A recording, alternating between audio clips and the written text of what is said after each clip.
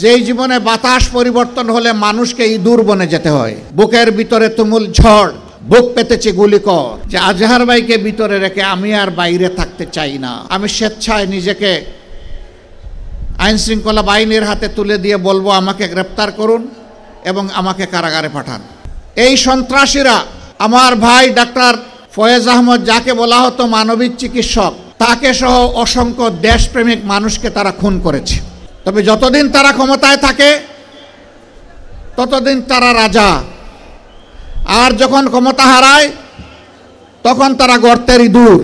এখন কি রাজার হালতে আছে তারা? এমন জীবনের প্রতি ধিক্কার, যেই জীবনে বাতাস পরিবর্তন হলে মানুষকে ইঁদুর বনে যেতে হয়। এমন রাজনীতিকে ঘৃণা করি, যেই রাজনীতি করতে গিয়ে দেশ ছেড়ে পালাতে হয়।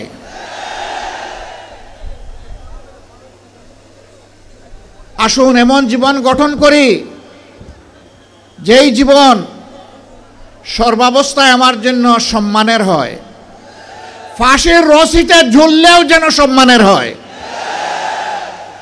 ফাঁসির পাতাটনের উপর দাঁড়ালেও যেন সম্মানের হয়, আবু সাইদের মতো বুক পেতে গুলি নিলে সেটাও যেন আনন্দের হয়। এমন জীবনই রাজনীতিবিদের জীবন হওয়া উচিত। প্রিয় সম্মানিত ভাইরা, এই 24-এর পট পরিবর্তনে লক্ষ্মীপুর একদিন আগে স্বাধীন হয়েছে। লক্ষ্মীপুরবাসীকে মোবারকবাদ। বাংলাদেশ স্বাধীন হয়েছে 5 আগস্ট অথবা 30 জুলাই।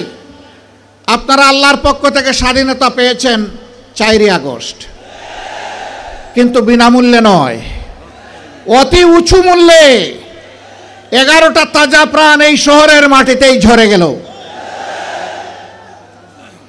জালিমদের হাতে এইভাবে যুগে যুগে যারা দুনিয়া থেকে বিদায় নিয়েছেন, আমি তাদেরকে গভীর শ্রদ্ধার সাথে স্মরণ করছি। মহান রবের দরবারে দোয়া করছি, আল্লাহ যেন তাদেরকে শহীদ হিসাবে কবুল করেন।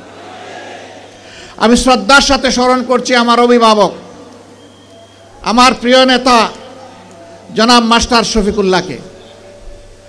আমি স্মরণ করছি আমার সিনিয়র সহকর্মী জনাব অ্যাডভোকেট আবুল কাশেমকে। এরকম যারাই এই জমিনে তিলে তিলে কষ্ট করে মানুষের কাছে ন্যায় এবং সত্যের দাওয়াত, ইনসাফ কায়েমের আওয়াজ পৌঁছে দিয়েছিলেন, আজকের এই জনসভা তাদের কষ্টের ফসল। আল্লাহ তাআলা তাদের সকলকে ক্ষমা করুন। আল্লাহ তাআলা তাদেরকে অত্যন্ত উন্নত মর্যাদা দান করুন। তাদের স্বপ্নের বাংলাদেশ গড়ার জন্য আমাদেরকে আল্লাহ শক্তি দান করুন। প্রিয় ভাইরা, 53টি বছর এক এক করে চলে গেল। আমরা আসলেই সত্যিকার অর্থে স্বাধীনতার স্বাদটা পেলাম না। এর আগেও 47-এ একবার আমরা স্বাধীন হয়েছিলাম, তখনও পেলাম না। এখন 24-এ মানুষ বুক ভরা আশা নিয়ে, বুক পেতে দেওয়া গুলি নিয়ে মানুষ আশা করেছিল যে 24-এর পরে সমস্ত দুঃশাসন এবং সমস্ত দুর্নীতির অবসান হবে। আমরা কি মুক্ত হতে পেরেছি? আমাদের সন্তানেরা একটা বিশাল স্বপ্ন নিয়ে তারা জীবন দিয়েছিল। আমাদের প্রিয় সন্তান বুক পেতে ডানা মেলে বলেছিল, বুকের ভিতরে তুমুল ঝড়, বুক পেতেছে গুলিকর। কি সেই ঝড়? সেই ঝড়টা ছিল সমাজের অন্যায়, অবিচার, দুর্নীতি এবং দুঃশাসন। কোনো যুগেই যুবকরা কখনো দুর্নীতি এবং দুঃশাসনকে সমর্থন করে না, বরঞ্চ তার বিরুদ্ধে গর্জে উঠে, প্রতিবাদ করে, প্রতিরোধ করে, যুদ্ধ করে বিজয়ী হয়। হয় শহীদ হয়, না হয় গাজী হয়, মাঝখানে আর কিছু থাকে না। এরা এই আন্দোলন করতে গিয়ে শত শত যুবক, শ্রমিক, মেহনতি মানুষ, সাধারণ মানুষ জীবন দিল। 34,000 মানুষ গুরুতর আহত হয়ে পঙ্গু হয়ে গেল। কারো দুটি চোখ নেই, কারো দুটি পা নেই, কারো এক পা নেই, কারো এক হাত নেই। কেউ মেরুদণ্ডে গুলিবিদ্ধ হয়ে বাসায় কিংবা হসপিটালে একটা জীবন্ত লাশ হয়ে আছে, উঠে বসতে পারে না, নিজের প্রয়োজন সারতে পারে না। তাকে চালানোর জন্য এক বা দুইজন মানুষের সহযোগিতা প্রয়োজন হয়। এত ত্যাগের পরে সমাজে অন্তত লক্ষ্মীপুরে কোনো চাঁদাবাজি নাই। লক্ষ্মীপুরে চাঁদাবাজি আছে? শিওর আপনারা? এখানে কোনো দুর্নীতি নেই, এখানে কেউ কোনো কিছু অন্যায়ভাবে দখল করে না, এই সবগুলো আছে। যারা এগুলা করেন তারা কোন দলের, তারা কোন ধর্মের, তারা কোন প্রজাতির, তারা কোন গোষ্ঠীর, এটা না দেখেই বিনয়ের সাথে অনুরোধ করব, বন্ধুরা দয়া করে ওই শহীদদের রক্তের প্রতি একটু সম্মান দেখাও। আমাদের শহীদদের রক্তকে তোমরা অপমানিত করবা না, এ অপকর্ম ছেড়ে দাও। তোমাদের যদি খাওয়ার অভাব হয়, আমরা আশ্বস্ত করছি এই সমস্ত মানুষগুলা মিলে আল্লাহ আমাদেরকে যে নিয়ামত এবং রিজেক দিয়েছেন আমরা ভাগ বাটুরা করে খাবো। তবুও তোমরা চাঁদাবাজি ছেড়ে দাও, দখল বাণিজ্য ছেড়ে দাও, তোমরা মানুষকে কষ্ট দিও না। আলহামদুলিল্লাহ, বাংলাদেশের জনগণ সাক্ষী, বিশ্ববাসী সাক্ষী।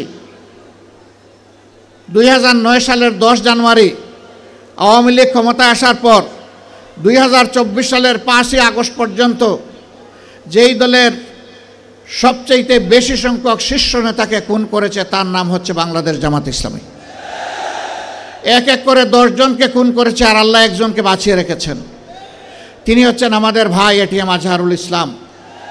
আফসোসের বিষয়, 6টি মাস চলে গেল, বাংলাদেশ ফেসিবাদীদেরকে তাড়ালো, কিন্তু ফেসিবাদের বোঝা এখনো এটিএম আজহারুল ইসলামের ঘাড়ের উপরে রয়ে গেল।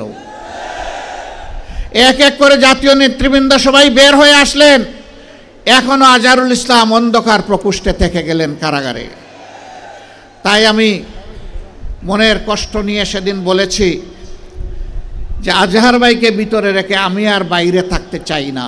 আমি সরকারকে অনুরোধ করেছি আগামী 25 তারিখ আমি স্বেচ্ছায় নিজেকে আইনশৃঙ্খলা বাহিনীর হাতে তুলে দিয়ে বলবো আমাকে গ্রেপ্তার করুন এবং আমাকে কারাগারে পাঠান। যেদিন আজহারুল ইসলামের মুক্তি হবে তার পরের দিন আমার মুক্তিটা দিয়েন।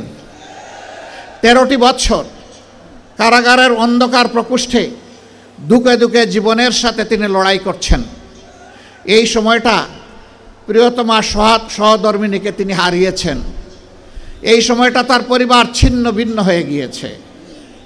সেই মানুষটার উপরে আর জুলুম করবেন না, দয়া করে তাকে এখনই মুক্তি দেওয়ার ব্যবস্থা করুন।